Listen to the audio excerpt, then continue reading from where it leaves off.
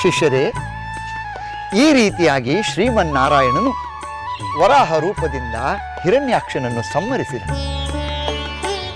ಅದರಿಂದ ಕುಪಿತಗೊಂಡ ಹಿರಣ್ಯಕಶಿಪು ವಿಷ್ಣುವನ್ನು ಅತಿಯಾಗಿ ದ್ವೇಷಿಸತೊಡಗಿದ.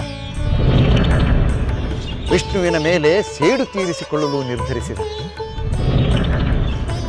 ಅದಕ್ಕೂ ಮೊದಲು ಬ್ರಹ್ಮನನ್ನು ಕುರಿತು ತಪಸ್ಸು ಮಾಡಿ ಅಜೇಯನಾಗುವ ಉಪಾಯವನ್ನು ಹಿಡಿಯಲು ಮುಂದಾದ.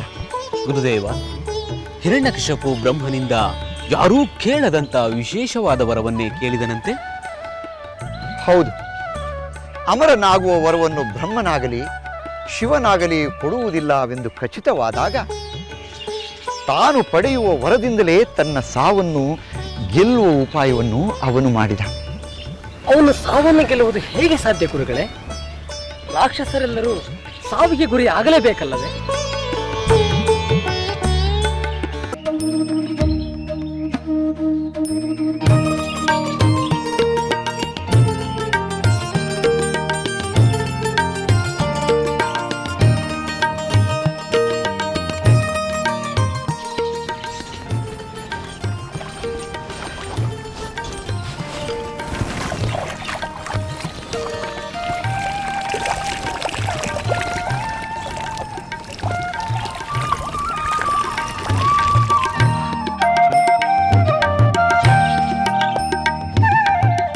ಜಾತಸ್ಯ ಮರಣಂ ಧ್ರುವಂ. ದೇವತೆಗಳನ್ನು ಬಿಟ್ಟು ಹುಟ್ಟಿದ ಎಲ್ಲರೂ ಸಾಯಲೇಬೇಕು. ಆದರೆ ಹಿರಣ್ಯಕಶಿಪು ತಪ್ಪಿಸಿಕೊಳ್ಳಲಾಗದ ಸಾವನ್ನು ಗೆಲ್ಲಲು ಒಂದು ಉಪಾಯ ಮಾಡಿದ. ಅದೇನು ಉಪಾಯ ಎಂದು ಹೇಳಿ ಗುರುಗಳೇ. ಅವನು ಬಹಳ ಆಲೋಚನೆ ಮಾಡಿ ಬ್ರಹ್ಮನಲ್ಲಿ ಒಂದು ವರವನ್ನು ಕೇಳಿದ. ಹಗಲಿನಲ್ಲಾಗಲಿ ರಾತ್ರಿಯಲ್ಲಾಗಲಿ, ಮನೆಯ ಒಳಗಾಗಲಿ ಮನೆಯ ಹೊರಗಾಗಲಿ, ಪ್ರಾಣಿಯಿಂದಾಗಲಿ ಮನುಷ್ಯರಿಂದಾಗಲಿ, ಅಸ್ತ್ರಶಸ್ತ್ರಗಳಿಂದಾಗಲಿ ತನಗೆ ಮರಣ ಬರಬಾರದು ಎಂದು ವರವನ್ನು ಕೇಳಿದ. ಅದಕ್ಕೆ ಬ್ರಹ್ಮ ಅಸ್ತು ಎಂದ. ಗುರುಗಳೇ, ಈ ವರದಿಂದ ಹಿರಣ್ಯಕಶಿಪು ತಾನು ಅಜೇಯ, ತನಗೆ ಸಾವೇ ಇಲ್ಲ ಎಂದು ಬೀಗಿರಬೇಕಲ್ಲವೇ? ಬೀಗಿದ. ವಿಷ್ಣುವಿನ ಮೇಲೆ ಸೇಡನ್ನು ತೀರಿಸಿಕೊಳ್ಳಲು ಅವನಿಗಾಗಿ 3 ಲೋಕಗಳಲ್ಲೂ ಹುಡುಕಿ ವಿಫಲನಾದ. ದೇವತೆಗಳನ್ನು ಗೆದ್ದು ತನ್ನ ಅಡಿಯಾಳಾಗಿಸಿಕೊಂಡ. ಆದರೆ ಭಗವಂತನ ಲೀಲೆ ವಿಚಿತ್ರ. ವಿಷ್ಣುವನ್ನು ದ್ವೇಷಿಸುತ್ತಿದ್ದ ಅವನಿಗೆ ವಿಷ್ಣುವಿನ ಪರಮ ಭಕ್ತನೇ ಮಗನಾಗಿ ಹುಟ್ಟಿದ. ಗುರುಗಳೇ, ತಂದೆ ನೋಡಿದರೆ ಪರಮ ಹರಿದ್ವೇಷಿ, ಆದರೆ ಅವನ ಮಗನಾದ ಪ್ರಹ್ಲಾದನಲ್ಲಿ ಹರಿಭಕ್ತಿ ಹೇಗೆ ಬಂತು? ಅದು ತಾಯಿಯ ಗರ್ಭದಲ್ಲಿರುವಾಗಲೇ ಅವನಲ್ಲಿ ಹರಿಭಕ್ತಿ ಬೆಳೆದು ಬಂತು. ಆಗಲೇ ನಾರದರ ಹರಿಭಕ್ತಿಯ ಉಪದೇಶವೂ ಲಭಿಸಿತು. ಆದರೆ ಅದು ಹಿರಣ್ಯಕಶಿಪುವಿಗೆ ತಿಳಿದದ್ದು ತಡವಾಗಿ.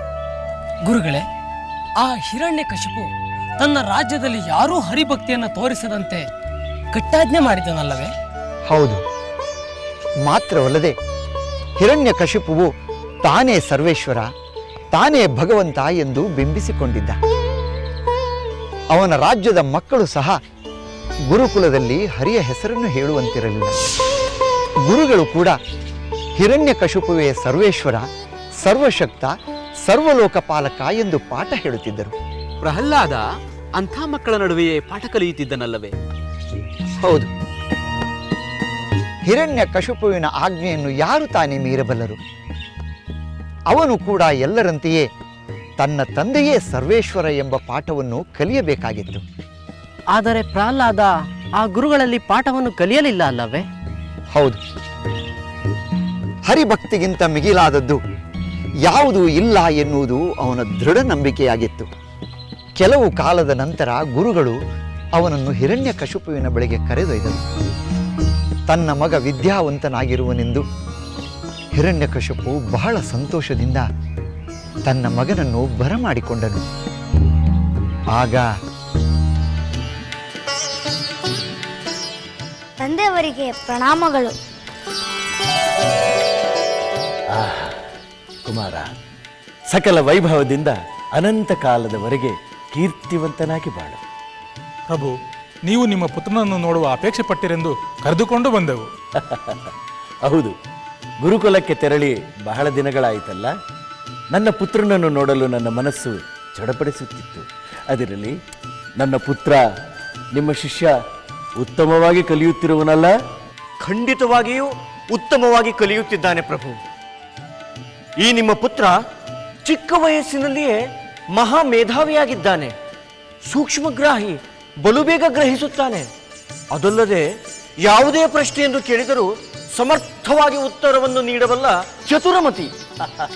ಭಲೆ ಭಲೆ ಭಲೆ.